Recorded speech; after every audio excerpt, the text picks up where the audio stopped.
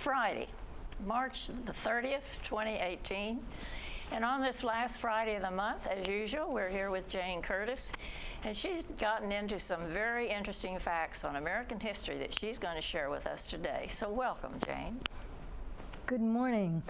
The thing we're going to do today is wind up this month, which is dedicated to women's history, with so ups and downs of how women have fared in the world of American history. Yeah, in American history. And we'll see. It's interesting because the trajectory has been, well, more or less upward on one track, but on the other track, not at all. It hasn't fared well. But we're going to look at some of these things, and it will be selective because there's a great deal of information around it. Okay. But I wanted to mention one thing here that I thought we should say at the very beginning is the word suffrage. As I use it later on, we're going to talk about the vote. We tend to think of suffer as just being the enduring pain and so on, but suffrage also means, if you look it up in the dictionary anyway, that is allowing or permitting or enduring and things like that. Okay. And I think that's a sort of key word in all of this. Now, when the earliest period, we'll think about, say, the 1700s and into the 1800s, women, of course, played a big role in the frontier life. Oh, yes. At all periods of history. And the men, they didn't really have a vote either, except that they controlled everything. Right. We're going to talk later about perhaps why this syndrome occurred about men automatically being charged. It wasn't always so. But right. the women, there were some very strong, prominent women, and they were prominent. Everybody knew about them in those days without radios and televisions. But we went into the 1800s then, we had some rather discouraging things going on. These things didn't develop into a full role for women in society. Along in the 1820s or so was when the abolitionist movement really began to get going. And in 1830s and 40s, the women's movement, which was also a movement for general, allowing the vote and general full citizenship, right, as it were, then began the resistance to this. Women really began to, well, ask for and then demand, and then try to use ways of getting it. And all the time they met with resistance. Now, obviously, all men, including a couple of the philosophers in England, were very much for any right that a man had, a woman had too. We were all human beings. But this didn't prevail throughout the entire society. The 1800s, you remember, they developed with exploration in the West, the growing industrialism, a rather more harsher world than sometimes, capitalism developing and so on, counter things to that. In all of this, women did play a role. In the middle of the 1800s, starting already in the 1840s, people like Susan B. Anthony were big in the women's rights movement. And you had Elizabeth Cady Stanton. She was the one who had, I think she had 10 children or something like that. And she was sort of a living proof that you could also be a womanly woman and all, and want rights. And still in the public life. And votes for women and all, let women direct some of it. And people brought up the fact that, of course, Queen Victoria had come on later. And in England, Victoria's long reign was going. But they didn't really get too far with it. Later on, toward the end of the century, things began to get a little better. And there was, here and there was a spotty, there were spotty good deeds, like property rights being granted. But otherwise, not really. In the 1900s, then it more or less exploded. and you had a lot of, especially again in England, you had Emmeline Pankhurst and some of these other women who were not just saying we demand this and taking marches, but they were actually taking some action and being put in jail. Mm-hmm. So it really hit the fan. In this country, as I mentioned, I think in 1915, no, I didn't mention this, the 4 states that I know of specifically said, no, we don't want women to have the vote. And those 4 states were 4 that we might tend to think of as enlightened eastern states. They were Massachusetts, I mean, sort of the cradle of liberty, Massachusetts, New Jersey, New York, and Pennsylvania. So, but up till the last minute at any rate, there was resistance to it. But finally, we had the amendment passed in 1919 and then ratified. It had to be ratified by 2/3 of the states, and there was a few more heels were dug in on that one, but it made it. Now, I wanted to look at a couple of specific women. We can't obviously mention all of the ones that were involved in these things, but for our first picture shows us Abigail Adams, who was a great hope for future developments in favor of women. But very she was outspoken. Well, she was outspoken. She was a wonderful letter writer. She was not. She didn't have any high education, but she did. She was very well read. All women weren't taught to read. Right. In those days, and there was a difference. Some were taught to read, but not to write. And you had a quite different command of the language to write. Yes. But she could do both, and do both beautifully. Abigail Adams was married to John Adams, the 2nd president, and he was not too much. In subsequent political developments, he was pretty severely panned a lot of the time, when he was vice president and when he was president. But I want to read to you a statement. Her correspondence, fortunately, lasted, was survived. And there was some kind of series, Diane was mentioning it recently, about the Abigail Adams and what was happening in those days. Her letters, and there was a book came out on analyzing her letters and all. But now, John Adams, in 1776, that fateful year, John Adams was off at the Continental Congress with all of this boys' club was up there. Yeah, right, the old boys' club. Yeah, the old boys' club. And they were going to be recommending a new code of laws. And they hadn't quite gotten to complete revolution yet. But,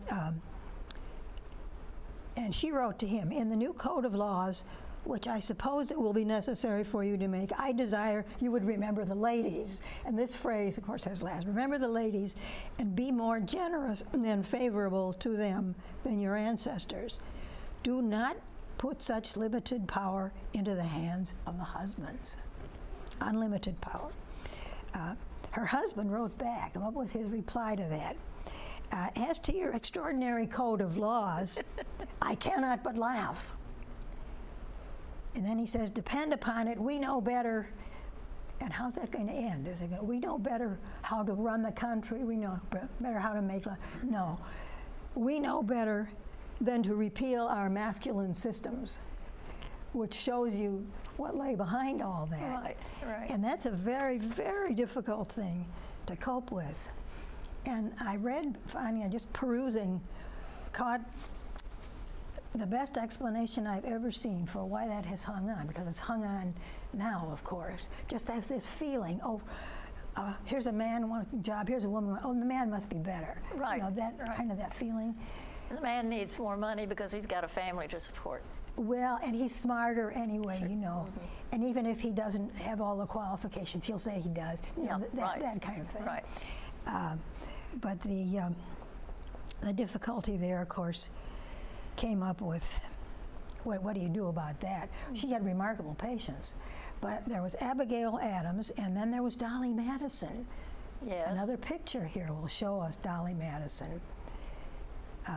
She was she looks like a fun-loving person, and apparently she was. She wasn't exactly a social butterfly, but there was an excellent movie, believe it or not. Hollywood made a movie with Ginger Rogers playing Dolly Madison. Dolly Madison had lived through of course, the Revolution. She lost her first husband and little boy in an epidemic in Philadelphia, but then she and her mother opened a boarding house, and amongst the people there were James Madison, and in the movie they also had his enemy there, yes. So, but she, at any rate, she did have all this experience, and she could organize things, she could manage things. A real businesswoman. Well, she was a businesswoman, and she's had a natural organizing ability. And what she set a lot of the traditions that are still traditions in the White House, for example, in running the White House. I don't think ever really was as sympathetic to Aaron Burr as the movie makes her seem, but she listened to both sides of things. And when the British burnt Washington in 1814, it was Dolly Madison who organized the entire contents of the White House, things that were important to be taken and cross the river, saw to their packing, saved a famous portrait, the famous Gilbert Stewart portrait of Washington, by cutting it out. There was no time and no space to take the whole thing on the front. Frame, yeah. But she was brave enough to she just cut the pattern out, the portrait out, and saw to it. So she was a great talent, and she was a great help to Madison after they were married. They didn't, I think, always agree 100%, but close enough that they were a great team. And she supported Madison wonderfully. After he died, she organized all his papers. And of course, Madison was one of the prime movers in the earlier things there. Right. So at any rate, it looked as though, oh, and I wanted to mention a third woman who was in a very different sphere, and that was Sacagawea. Oh, Sacagawea. Yeah, and they say an alternate pronunciation. Yeah. Various different ways, and I picked Sacagawea. I don't know why, but I did anyway. Sounded right. Yeah, well, and as an old language person, before an A, it tends to be hard, but it doesn't matter. She accompanied the Lewis and Clark expedition after they had, when they left Montana. Right. But meanwhile, she was a Shoshone Indian from what's more or less Idaho now, and she was captured by these other Indians, taken back to what's now North Dakota, and there she was married quote unquote by a French fur trader. And when Lewis and Clark came along, they had a triple language problem, and they only knew one dialect. They hired the Frenchman, and he only knew one dialect, and somebody in that group, what was their name? I've forgotten the name of the ones in Montana, in North Dakota. But she did know both languages, the Shoshone and the other one. Hidalsa, I think, is the name. So she not only made that expedition possible, but she did terrific, brave things. All by canoe, traveling all by canoe, and of course living completely outside. All of their materials, their trading goods, the journals, the medical supplies, the food was tipped over into the river. And this is the Missouri, of course. Right. And of course the Missouri was not as big up there as it is down below. But she was instrumental in saving that. So she had all kinds of, and her brother happened, they were taken back to the Shoshone land, to Idaho. Of course, she knew her way around. She kept them from starving because she knew which shrubs and things you could eat. Mm-hmm. Yeah, and she knew the geography of the place, and her brother was the current chief of the Shoshone tribe, so she got horses for them. Well, any man in that position, I think, would have been praised to the skies and given medals and so on. And all this time, she was part of the time pregnant and part of the time with a new baby. Mm-hmm. A lot of the artist conceptions of her show the baby on the back. I have chosen one picture which shows a statue to her, and this is in the Bitterroot Mountains. Mm-hmm. And they weren't called Bitterroot for nothing, Right. because it was a desert-like, a lot of a desert-like land. But she is an extremely important person. And at the end of it, she went back and lived in St. Louis. She died fairly young, and she had another child. She had a daughter later. But the children were, the little boy survived long enough to go to school and so on. He died young too, and the little girl did. But a very important person. So at the end of that period, after that was in Jefferson's reign, after his term there, it looked as though things were all uphill. Well, it proved that they could do it, did do it, and so on, and then it fell apart. Of course, there was another war then. Right. But then by the middle of the century, as I've said, the slavery question was a great question, and along with it came this greater question of rights. And I think some of this may have been coming from Europe, from the philosophers in Europe. But it took hold here, and I think this might be a good point. I have selected things on a kind of a rough timeline. I can't pick them all as examples, but I can pick some of them as the ups and downs.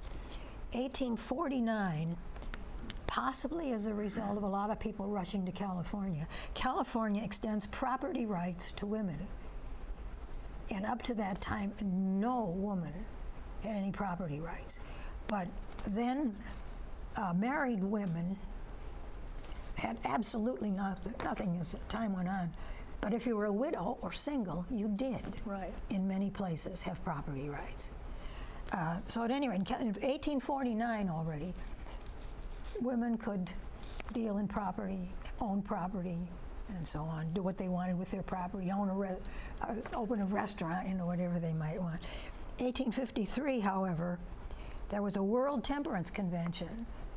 The WCTU was just not a bunch of old ladies, crabby old ladies. It was a movement already. It was in New York City. No women delegates were allowed to speak because, really? of course, they would have been probably 100%. The men going out and drinking freely, and women having no recourse. Now, in 1868, however, some of these people, Susan B. Anthony and so on, started a publication called The Revolution. And this was for voting rights for everybody. But their motto was, men, their rights, and nothing more. They should have their rights, but they shouldn't have any powers Right. beyond that. Women, their rights, and nothing less. So they shouldn't be deprived of them altogether. And again, this had a bearing on women not being able to have their own property unless they were widowed or single. And very few women were single in those days. That's right. That's right. Because how else would you survive? The trades Well, that's it. weren't open for you. Even widowed, they really didn't Yeah. have a way to survive unless they went into business of some sort. In colonial days, they had been weavers, tanners. They had been a Right. lot more things. I suppose because the men were busy killing each other. Yeah. But in 1869 now, another blow, there was something called the American Equal Rights Association. And that was participated in by the women's movements and by Frederick Douglass and the people, the abolitionists. And it was wrecked because they disagreed. A 14th Amendment was proposed, and this amendment was said directly. The word male appeared in it twice. Of course, it's not there now. It must later have been just voted out. But that was a terrible thing because whatever the rights, privileges pertained only to males. But then they got into trouble. Frederick Douglass broke with them because he said, no, they're going to take away the black. Right. See, they'd have to have all the black males too, you see. All males. They couldn't really differentiate there without getting into race, and they've already said you can't count race. Yeah. So there was a nasty, nasty snarl going on. In 1870, Oregon passed laws granting property rights and rights to own their own business and so on. This was a step forward, but again, it was only, I should say, married women, single women and widows. You had to have a man on the premises. Oh. And I suppose for their protection, of course. Oh, of course. Maybe they had to go financial security for it. You know. Right. But all kinds of things.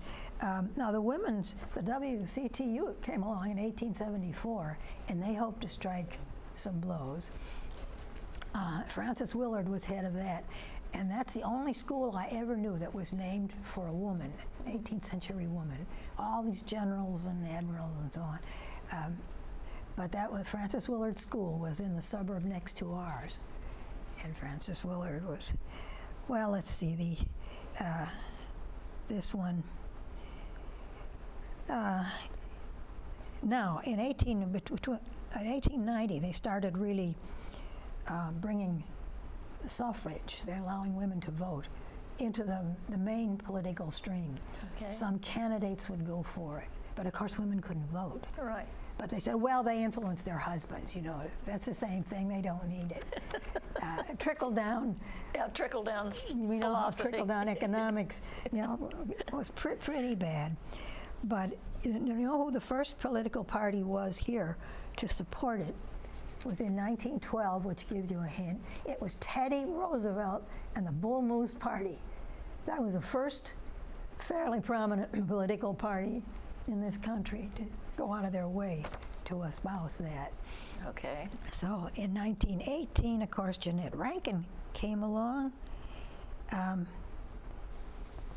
Her amendment about women voting did not make it through the House, but Wilson, who was president by then, said he was in favor of it. And later on, he went out for it directly in 1916, I guess 16 or 17. He went for it directly, spoke to the Senate about it, and still there were holdouts. They just refused to vote for it.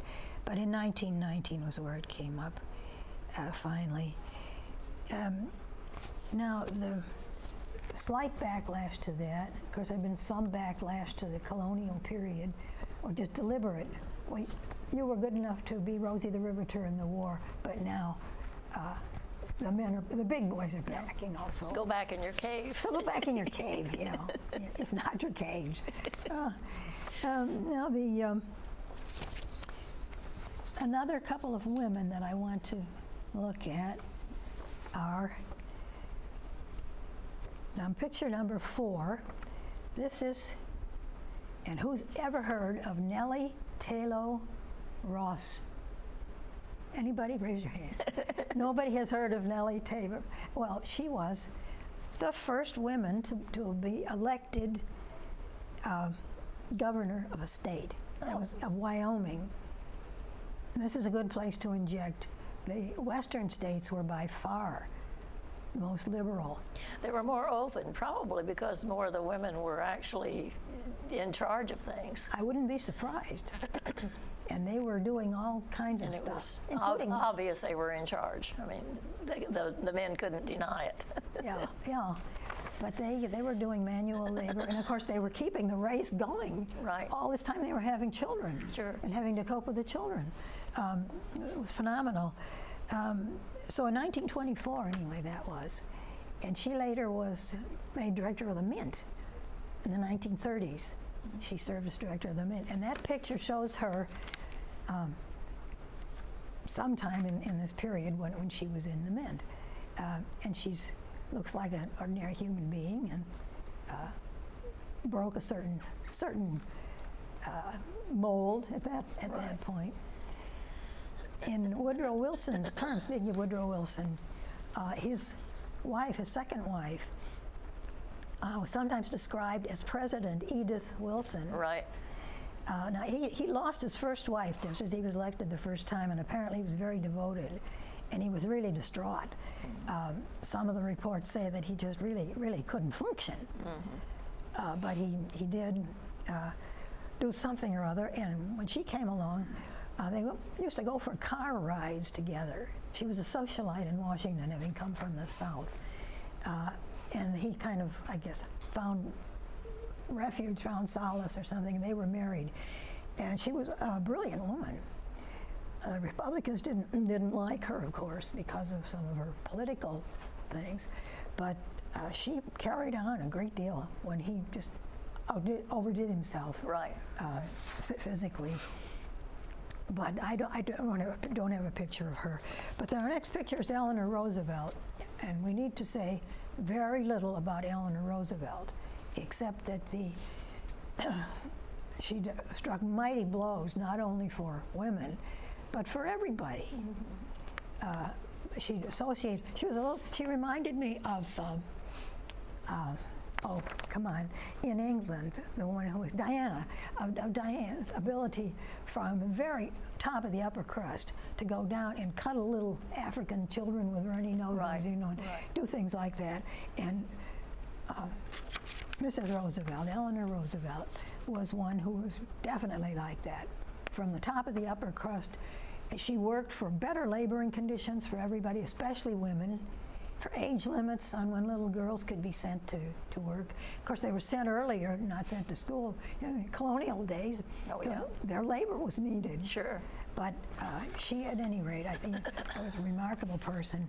The next picture shows Amelia Earhart, who showed that not only men could fly airplanes and drive fast cars and fly across the Atlantic Ocean solo, but she did it too. And was also a great proponent of the needy. She was working in a social center in Boston, taking care of little children. She never had an awful lot of money. I won't go into her family. We did a show on her a while back. Yes. And she came from a good background. She went up to Canada to see her sister at Christmas. This was after the war. So it was just so struck by the hospitals with the war casualties. She just stayed there, and on her own time and initiative worked on it. So we have people here who are, of course, Amelia Earhart did have worldwide publication, and so did Eleanor Roosevelt. Right. And in 1920, this was, Amelia Earhart was already an adult in 1920, but still she couldn't call the tune, and neither could Eleanor Roosevelt. Exactly. Until then, later. And the idea that she was influencing Franklin Roosevelt, I'm sure some of her knowledge of the people, the grassroots, filtered over into him. But basically, they were great people. Wyoming, I never didn't mention that, but Wyoming was also a state that started very early granting rights to women.